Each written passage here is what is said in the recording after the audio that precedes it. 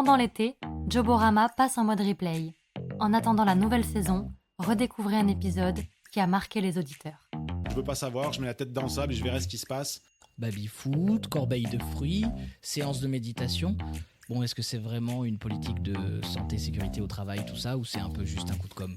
Risques psychosociaux, rien que le nom peut être un titre de film de Alfred C'est Hitchcock. clair. On parle de QVT, de QVCT, au Scrabble, ça fait pas beaucoup de points. Ouais. Le fameux. Le fameux, le DURP. Nous y voilà. Oh là, alors celui-là, Il fait peur. Il fait peur parce que le terme n'est pas forcément bien compris. On évalue des risques professionnels. Joborama.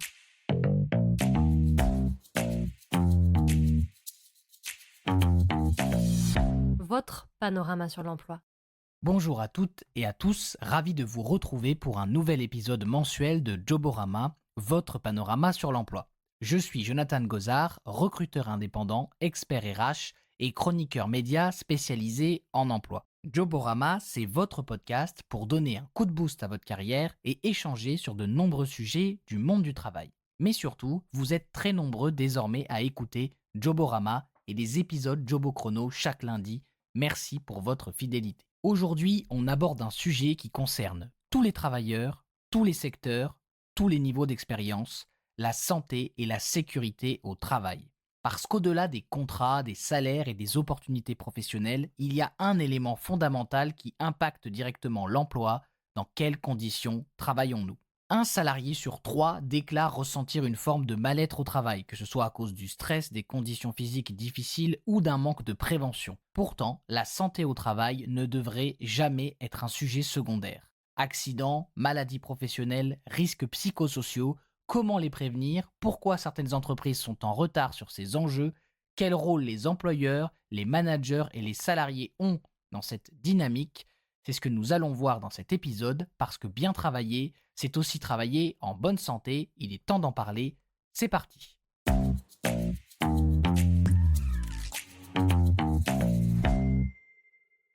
Chaque jour, plus de 1000 accidents du travail sont déclarés en France. À cela s'ajoutent les risques psychosociaux, les troubles musculo-squelettiques, le stress chronique, autant de réalités qui affectent directement la santé des salariés, mais aussi la performance des entreprises, et on va en parler aujourd'hui. Pourtant, la prévention est encore perçue comme une contrainte administrative, alors qu'elle pourrait être un véritable levier de productivité et d'attractivité. Pour répondre à ces questions, j'ai le plaisir d'accueillir Jean-Philippe Barré, fondateur et gérant d'une plateforme spécialisée en santé et sécurité au travail. Bonjour Jean-Philippe et bienvenue dans Joborama. Bonjour Jonathan. Alors, avant d'entrer dans le vif du sujet, ce que je te propose, c'est expliquer notamment ce que c'est un petit peu ta plateforme, ton activité au quotidien. Écoute, avec grand plaisir, et déjà merci beaucoup d'avoir pensé à moi pour ce podcast. J'ai créé cette activité après 15 ans de bons et loyaux services dans différents centres de formation sécurité, parce que je suis avant tout passionné par l'être humain et surtout par l'amélioration des conditions de travail. Aujourd'hui, on est 10 collaborateurs permanents dans l'entreprise, et notre ambition, c'est vraiment d'être là pour accompagner les entreprises dans la mise en place des conditions pour améliorer justement leur politique de santé et de sécurité au travail, histoire que l'entreprise soit pérenne, qu'elle soit sécure et que les collaborateurs aient plaisir à y aller, et faire en sorte que la sécurité ne soit plus vécue comme une contrainte. Il faut le faire certes, mais faisons-le bien, intelligemment. Comment on en vient à se lancer dans ce sujet-là ? Le côté plateforme peut faire penser à de la digitalisation à outrance. Moi, ce qui m'intéresse réellement, c'est de pouvoir justement, au travers des outils numériques, de mettre à disposition de tout type de structures, et notamment les petites structures, des outils performants, simples d'utilisation, pour faire en sorte que justement l'employeur ne fasse pas, alors désolé des fois de ma sémantique, mais un petit peu l'autruche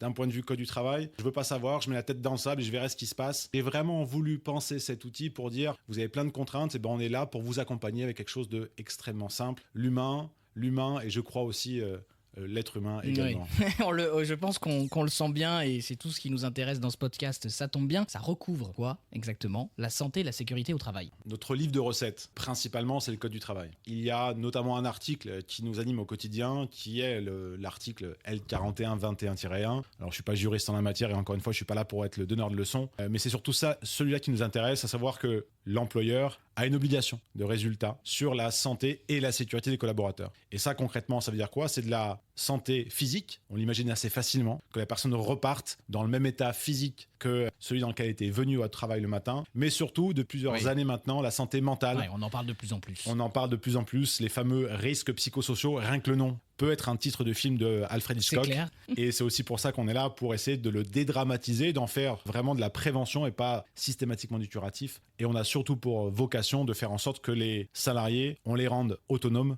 et pas automates. Et c'est un acte de management. Et le management, c'est ni plus ni moins que de la communication entre des gens qui se respectent et qui passent des messages pour le bien-être collectif. Ouais, on est bien d'accord. Alors justement, d'un point de vue légal, les entreprises, est-ce qu'elles ont vraiment une obligation stricte en matière de prévention? Qu'elles sont réellement impliquées dedans? Ta première question, est-ce qu'elles ont une obligation? La réponse est oui. Dès lors qu'il y a le premier collaborateur qui intègre l'entreprise, il y a un certain nombre de démarches qu'il faut mettre en œuvre. Il y a ce texte qui s'applique qui dit qu'une obligation de résultat se porte sur l'employeur. C'est une obligation de résultat. C'est vraiment. ça. Ça veut dire que quoi qu'il advienne, l'employeur doit avoir des résultats sur la sécurité de ses collaborateurs. Il ne suffit pas d'avoir mis des moyens à disposition. Et pour ça, il faut vraiment que ça soit fait conjointement avec les collaborateurs. Il ne faut plus que ça soit subi et mal vécu par les salariés. Il faut vraiment que ça soit construit. Je pense que cette complexité, elle est, comme tu dis, elle est assez répandue. On va essayer de déconstruire un petit peu tout ça pendant cette demi-heure ensemble. Donc on a une vision déjà un peu plus claire, un peu plus globale, j'allais dire, des enjeux et des responsabilités de chacun. On va examiner ce qui permet de créer un environnement de travail plus sûr, plus sain, pour tous les salariés, mais aussi pour les entreprises. On y va ? Parti ?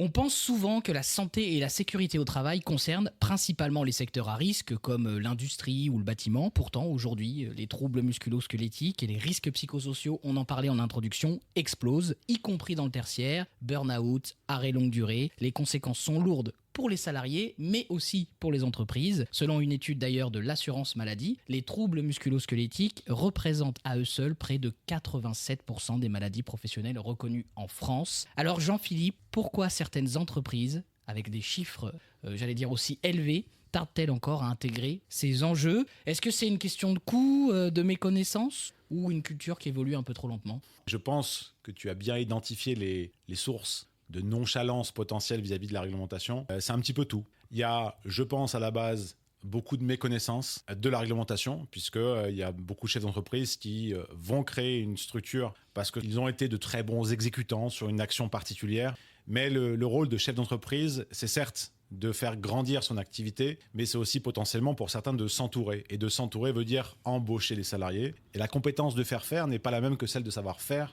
Et au-delà de ça, il y a aussi le fait de connaître l'ensemble de la réglementation, le code du travail, tout ce qui va entourer la vie du jeune chef d'entreprise. Et c'est pas une mince affaire. Moi, le premier, quand j'ai créé mon entreprise, alors j'ai cette appétence pour la partie sécurité. Donc, bien sûr, chez nous avons mis en place toutes les mesures de prévention adaptée en fonction des risques que nous avons pu identifier dans notre activité. Mais j'ai dû me faire entourer d'un avocat, d'un expert comptable et de m'entourer des bonnes personnes, d'où l'importance aussi des différents réseaux. Donc je pense, pour en revenir à ta question, au tout départ, je pense que c'est beaucoup de méconnaissance. J'entends souvent « Ah, mais je ne suis pas concerné, je n'ai pas de risque dans mon entreprise. Oui. Je suis dans une activité tertiaire. » Certes, mais au regard de la réglementation, tout type d'activité peut avoir des accidents. Et on les constate. Tu as parlé de TMS. Eh bien, les TMS, donc les troubles musculo-squelettiques, ça peut concerner tout le monde dès lors qu'il y a une posture humaine. Donc ça veut dire qu'il y a forcément un risque, aussi minime soit-il.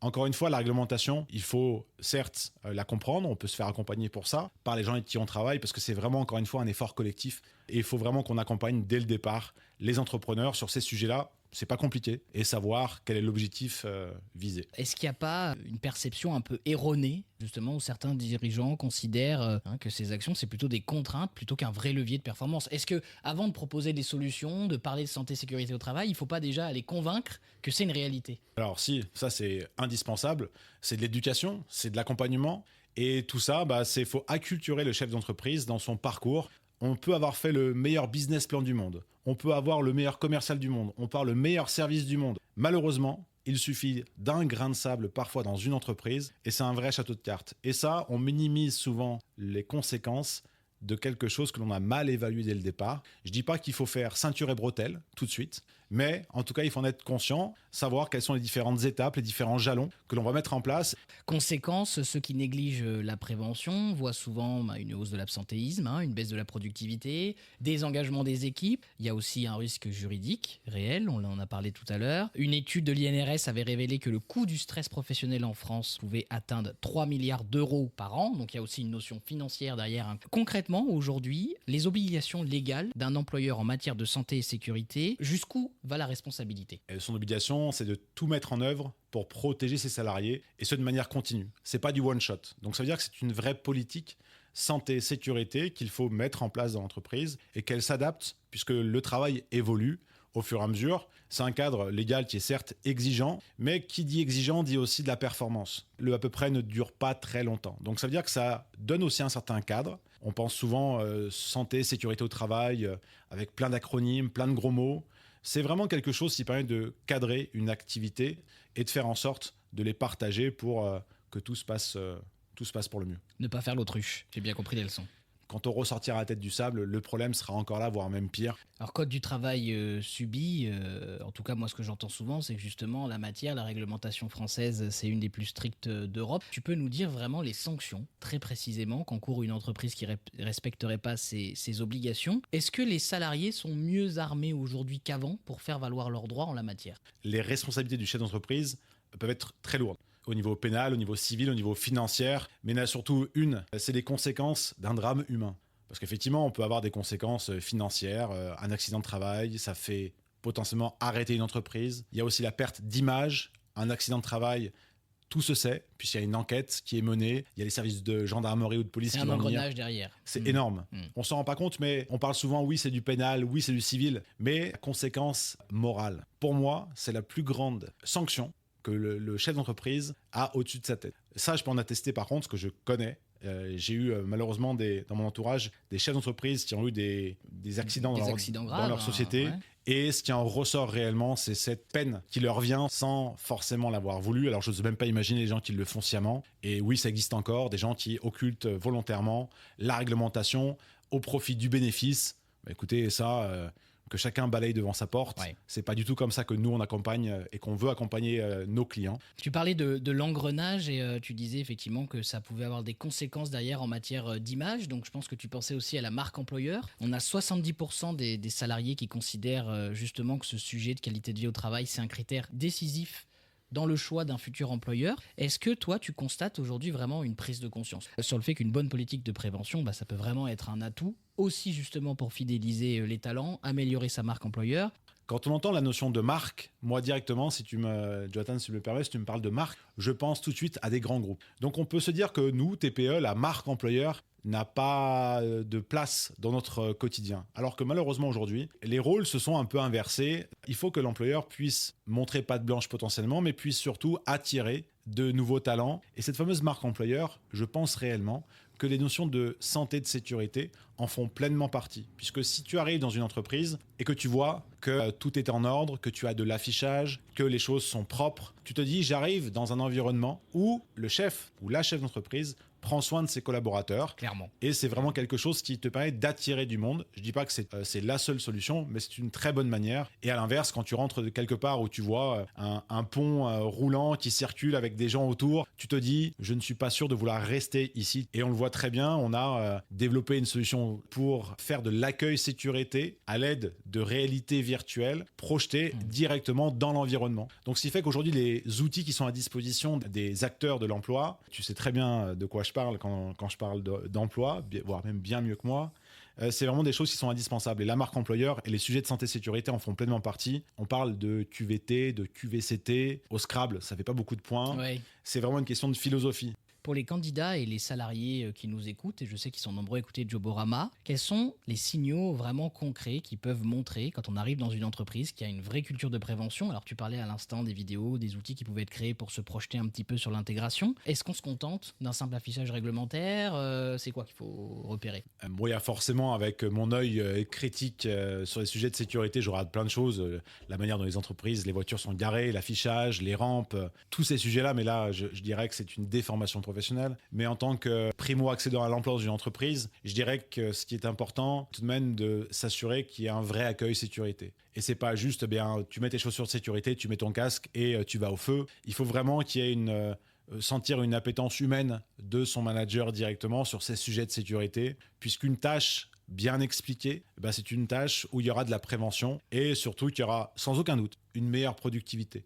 Et tu parlais tout à l'heure de l'absentéisme. Il est clair qu'une courbe d'absentéisme est un vrai indicateur d'une problématique en entreprise qui peut avoir plein d'origines, plein de raisons. Mais en tout cas, c'est un indicateur qu'il faut vraiment prendre en considération. J'aime bien ce terme que tu as employé d'accueil sécurité. Je trouve que c'est assez intéressant. Mais alors justement, un accueil sécurité dans le tertiaire, c'est quoi? J'ai un travail de bureau, je vais être derrière l'ordinateur toute la journée. J'ai pas de casque, j'ai pas de chaussures de sécurité. C'est quoi un accueil sécurité dans ce cas-là? Alors là, effectivement, tu prends une activité où les risques sont somme toute limités, activité de bureau. Mais malgré tout, l'activité de bureau, tu peux avoir l'isolement, d'être dans un espace seul, sans contact. Alors il y a des gens avec qui ça plaît, d'autres moins. Donc ça veut dire aussi qu'il faut que le manager puisse comprendre les gens avec qui il va travailler. Donc ça nécessite encore du temps. Puisqu'on peut avoir le meilleur système du monde, il faut aussi que les gens appliquent les règles. Et il faut aussi qu'on rappelle les règles. C'est pas forcément une question de personne. C'est aussi une question peut-être d'organisation. Et c'est pour ça que le plus on intègre dans la politique santé-sécurité, et plus les résultats seront bons, puisque ça sera un travail d'équipe. Et l'équipe, pour moi, prime avant tout. Je pense qu'on a quand même une bonne vision des règles, des enjeux. On va essayer de voir maintenant dans une deuxième partie un petit peu plus concrètement comment on met en place une politique efficace de santé et sécurité au travail qui fonctionne pour tout le monde.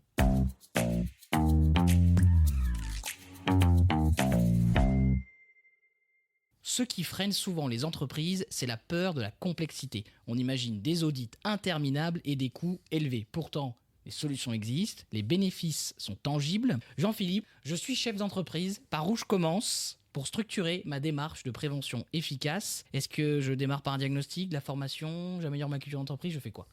Le point d'entrée, c'est un diagnostic. Il y a des outils qui existent pour ça. Le diagnostic, c'est quelle est mon activité, quelle est mon organisation professionnelle, quels sont mes postes de travail, quelles sont les tâches que je confie au sein de chaque poste et quels sont les risques de chaque tâche dans le poste. Donc c'est vraiment de faire un diagnostic de quelle est mon organisation, quel est mon objectif professionnel et par rapport à ça, quels sont les risques face auxquels je suis confronté.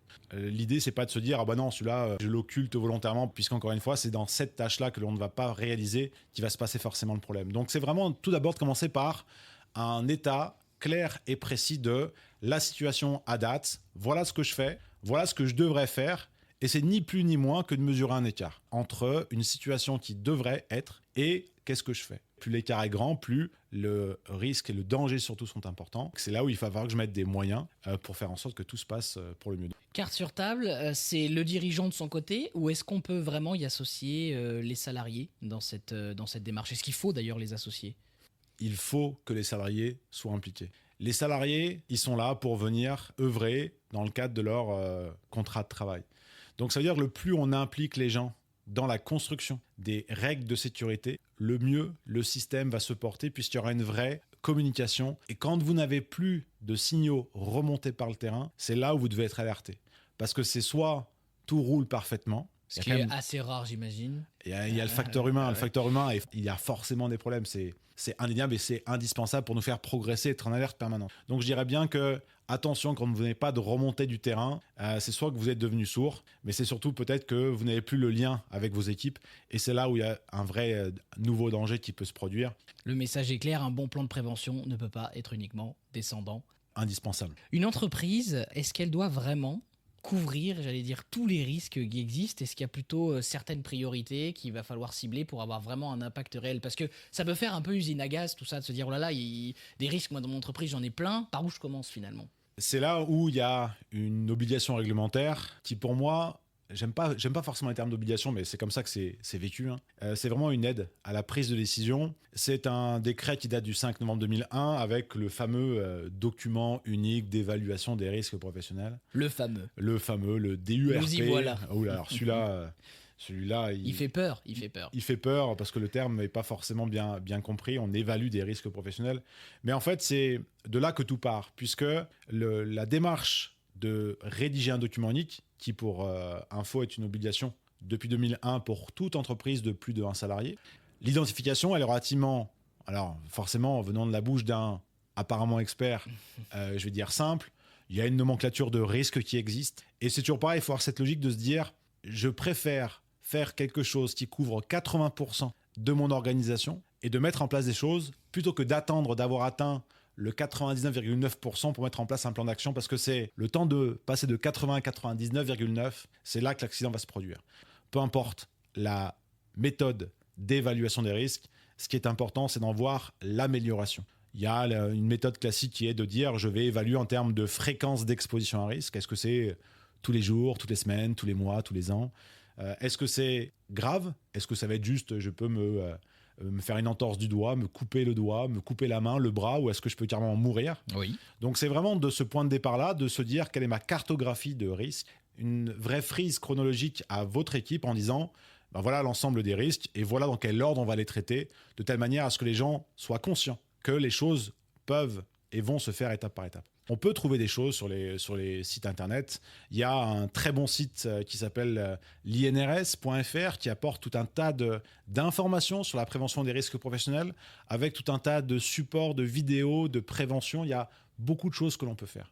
On en a parlé dans la première partie et j'aimerais qu'on développe un peu le sujet puisque c'est vraiment d'actualité. On a fait un épisode d'ailleurs du podcast sur le sujet. Les nouvelles technologies, tu viens de le dire, apportent certes des solutions, applications de suivi, capteurs de posture, intelligence artificielle, et c'est là où je voulais en venir. Ces outils aujourd'hui sont accessibles aux entreprises ou est-ce que vraiment ils restent accessibles, j'allais dire, qu'à une partie des entreprises ? Tu parlais des grands groupes tout à l'heure. Et est-ce qu'on a vraiment des exemples d'entreprises qui ont réussi à déployer des solutions, notamment avec l'aide de l'intelligence artificielle ou des outils digitaux, sans surcoût ?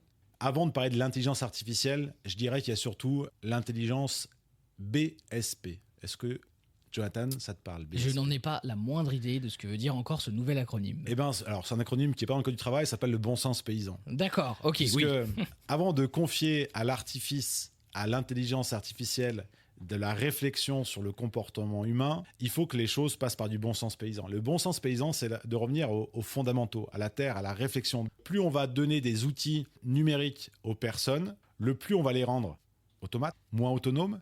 Et quand la machine s'arrête, l'intelligence artificielle, l'individu ne sait plus réfléchir. Donc c'est sûr que ce sont des outils qui sont indispensables et nécessaires à l'amélioration. Ce ne doit pas être des outils de prise de décision. La décision finale doit être celle de l'humain et c'est vraiment important, même s'il y a plein de choses qui se font très bien. Sur des chariots élévateurs, il y a des capteurs sur des gilets qui font en sorte que si le chariot détecte dans un environnement proche quelqu'un qui porte un gilet avec un beeper, le chariot va s'arrêter. Bien sûr que ça améliore les conditions de travail. C'est une aide, c'est un appui, mais ça fait pas tout. Exactement. Ça n'empêche pas tout ce qu'on vient de dire avant. Tout à fait. Et parce qu'autrement, le jour où on ne peut pas avoir la garantie à 100% que la machine n'a pas une défaillance. Pour que tout cela fonctionne, j'imagine qu'il faut aussi pouvoir, comme dans tout projet, comme dans tout plan, mesurer un petit peu les résultats. Est-ce qu'on a des indicateurs vraiment clés quand on a mis en place son plan de prévention qui vont nous dire ok, je sais que ma politique santé-sécurité au travail, elle est plutôt efficace. Ça peut être quoi ? Le nombre d'accidents, on prend en compte d'autres données, peut-être l'engagement des salariés, le turnover, c'est quoi la priorité ? L'absentéisme est un vrai indicateur, je dirais, d'un problème dans l'entreprise d'un point de vue sécurité. Et forcément, qui dit absentéisme dit surcharge de travail pour d'autres. Et après, ça fait gangrène, puisqu'à un moment donné, on augmente les cadences de travail sur des individus, on reste avec une capacité humaine, et forcément, ça a des conséquences sur, on augmente le risque auprès de la personne qui est censée remplacer celui qui a été absent. On a le taux d'accident, bien sûr, qui va avec. Plus il y a d'accidents, les taux de gravité, les taux de fréquence qui sont calculés. Durée des accidents, des arrêts en tout cas, sont aussi importants donc, par rapport à la gravité. Oui, des fois on voit sur des chantiers des panneaux qui indiquent 17 jours sans accident du travail. C'est devenu vraiment, on communique là-dessus même. Ouais, c'est sûr, c'est un vrai axe de communication. Et ce qui est important et ce qui marche bien, ce sont les quarts d'heure sécurité. Alors, on va souvent dire que c'est pour les grosses structures le quart d'heure sécurité, au même titre que les échauffements au poste de travail. On se dit souvent, ah non mais c'est ridicule de faire un échauffement au poste de travail. Mais il n'y a pas que le corps qu'il faut préparer. C'est comme le mental se prépare. Donc c'est vraiment des choses sur lesquelles il faut prendre en compte le fait que le corps doit se préparer, le corps doit être prêt au combat entre guillemets. Donc échanger avec vos équipes, c'est la meilleure manière de faire de la prévention et je crois que c'est celle qui vous coûtera le moins cher. Et bien voilà, très belle conclusion. Je pense vous avez de quoi faire, des bons conseils pour savoir où démarrer en matière de santé et de sécurité au travail.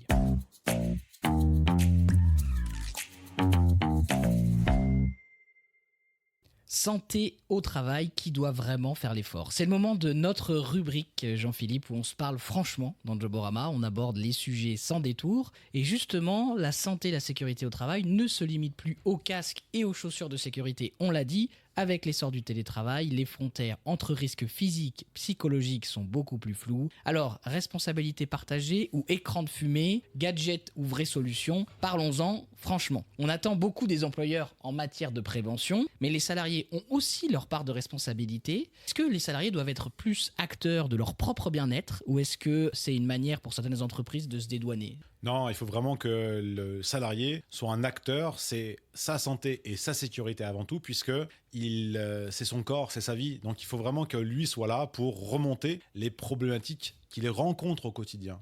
Encore une fois, si la politique de prévention a été faite conjointement dès le départ entre le manager et ses équipes et qu'il y a une bonne communication, je dirais qu'il ne devrait rien se passer, ou en tout cas l'impondérable bien sûr peut arriver, mais dès lors qu'il y a un problème, il faut le remonter et le salarié doit être vraiment acteur pour faire en sorte que les choses progressent. On ne peut pas accepter aujourd'hui qu'il y ait encore des conditions de travail précaires et qui durent dans le temps. Encore une fois, on peut tous commettre une erreur dans une organisation professionnelle. L'erreur est humaine. Quand elle est répétitive, c'est une incompétence. Et pour ça, encore une fois, de la communication, remonter et faire en sorte que les choses bougent. On n'est pas au travail pour repartir entre six planches. On est là on a des droits, certes, on a des devoirs. Et pour ça, il faut travailler, certes, mais il faut surtout remonter tout ce qui ne va pas.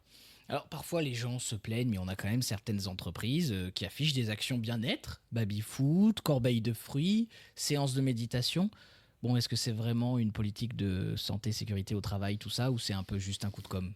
Jonathan, je vais me permettre, est-ce que tu aimes manger? J'adore ça. Est-ce que tu aimes cuisiner? J'adore ça. Est-ce que si on prend les mêmes ingrédients d'un même livre de recettes, on aura les mêmes résultats? Non, je pense que ça ne marchera pas pareil. Et j'en suis entièrement convaincu. Je l'ai essayé à plusieurs reprises. J'ai arrêté la cuisine parce que je suis une catastrophe. Les ingrédients, on les connaît. Le livre, on le connaît. Le code du travail. Après, je dirais que c'est toute la qualité de l'animateur, de l'instigateur, de la prévention d'entreprise. Et surtout, encore une fois, de faire participer différentes parties prenantes à chaque étape du projet, de faire des tests, de goûter, pour revenir au côté culinaire. Donc, de mettre plein de strass et de paillettes mais qui ne sont pas bien expliqués, qui ne correspondent pas à des attentes potentiellement, je dirais que ça n'a pas forcément d'intérêt. Autant faire tout avec ce que l'on a, plutôt que de surjouer, de vendre du rêve et de ne pas être en mesure de tenir ses engagements. Moi, j'appelle ça la QVTC d'ailleurs, qualité de vie tout court. Donc, c'est vraiment une politique globale qu'il faut que l'entreprise réalise. Et c'est pas juste de se dire « Ah, vous avez vu, hein, j'ai fait plein de trucs, s'il n'y a pas de résultat, franchement, faites de l'économie. » Et ne faites pas des actions qui n'ont pas de sens. Avec peu, on peut faire beaucoup. Dernière question, on associe souvent la sécurité au travail au métier physique, alors que les troubles musculo-squelettiques n'ont jamais été aussi présents pour les métiers dans les bureaux. Est-ce qu'il ne faudrait pas un petit peu revoir notre vision des métiers à risque et repenser la prévention autrement? Ouais, alors ça, je suis d'accord aussi avec toi sur la partie des troubles musculo-squelettiques. C'est la sédentarité sur les activités tertiaires de bureau, de sièges sociaux. On a effectivement cette notion-là. Et le corps humain, s'il ne bouge pas, le corps humain se fige. Et après, c'est quand le corps humain qui est figé et qui se met en action d'un coup, c'est là, comme sur un entraînement sportif, c'est là où il y a des problématiques de TMS. Et c'est souvent des problématiques de... C'est le claquage, comme on dit. Le fameux claquage. Les conséquences sont relativement parfois graves, puisque forcément, je viens de me faire un claquage. Aïe, mince, ça joue sur ma charge mentale. Comment est-ce que je vais faire pour faire ceci? Il va falloir que je fasse peut-être moins de ça. Comment je m'organise? Et après, c'est un engrenage. Et tout ça ne joue pas en la faveur de l'amélioration des conditions de travail et encore une fois de l'humain. Donc, il faut vraiment qu'on intègre le fait que les fameux TMS et les fameux RPS font partie aujourd'hui du quotidien, malheureusement, des entreprises et de respecter la règle des 3 U, utile, utilisable et surtout utilisé. Mais voilà, le message est passé, on arrive déjà malheureusement à la fin de cet épisode, on voit bien, je trouve que la santé et la sécurité au travail ne sont plus seulement des obligations légales, même si on en a largement parlé, mais plutôt un véritable enjeu de performance, d'attractivité pour les entreprises, prévention, formation, engagement des managers, les leviers existent, mais encore faut-il les activer. Avant de nous quitter, Jean-Philippe, est-ce que tu aurais un dernier message à faire passer aux employeurs, aux salariés ou même aux futurs talents qui nous écoutent en la matière? Je vais en passer un qui ne va pas dans le sens, encore une fois, de ma structure, qui est à la base un centre de formation spécialisé en sécurité au travail. Tu m'as demandé tout à l'heure par quoi il fallait commencer. Et tu m'as dit, tiens, il faut commencer par de la formation. Alors, si je suis mercantile, je vais dire, ah oui, il faut faire que de la formation, c'est la meilleure solution du monde. Mais si on respecte un processus logique et encore une fois économique, la formation est la dernière action de prévention qu'il faut réaliser. Puisque la vraie logique qu'il faut faire, c'est j'identifie mes risques professionnels, je les évalue, comme je l'évoquais tout à l'heure, je vais identifier des priorités, mais les premières actions que je dois mener, c'est une action de est-ce que je peux modifier mon organisation de travail? Et on va prendre un exemple, c'est très court, le fameux risque routier. Peut-on faire en sorte que mes commerciaux aient moins de déplacements, aient une tournée plus logique? Et peut-être que ça, déjà, rien que là, on peut gagner au niveau de l'exposition de mes collaborateurs. Ensuite, ce sont des outils au niveau technique. Est-ce que je mets à disposition des bons véhicules qui sont contrôlés, qui sont en bon état, pour faire en sorte que mes collaborateurs soient safe sur ce risque-là? Et une fois que j'ai mis en place une organisation, que j'ai mis à disposition de la technique, des bonnes méthodes, eh bien c'est à la fin de tout ça que je vais former mes collaborateurs pour faire en sorte qu'ils utilisent les outils correctement dans le cadre de mon organisation. Donc, le message que j'ai à vous passer, c'est faites des choses correctement, intelligemment, pensez. Ne les faites pas juste parce qu'il faut les faire, c'est réfléchissez. Et pour réfléchir, il faut agir avec les équipes. Repensons les organisations de travail. Soyons alertes sur les nouvelles technologies, les nouveaux outils qui sont à disposition. Et une fois que ça a été fait intelligemment avec les différentes parties prenantes, formons les collaborateurs à utiliser tous les bons outils pour faire en sorte que le travail, certes, est une nécessité aujourd'hui pour la plupart des Français dont je fais partie, mais doit être aussi un moment de partage dans la journée, puisqu'on passe une grande partie de notre temps sur notre lieu de travail, et que, encore une fois, les soucis, on ne les laisse pas devant un portail, et c'est une vie que l'on a, et on n'en a qu'une, donc faut en profiter. Eh bien voilà, on sait ce qu'il nous reste à faire maintenant. Un immense merci à toi, Jean-Philippe, pour ces échanges riches et éclairants. Et puis à très bientôt. Merci beaucoup, Jonathan. C'était très intéressant et merci beaucoup d'avoir pensé à nous pour ce moment-là.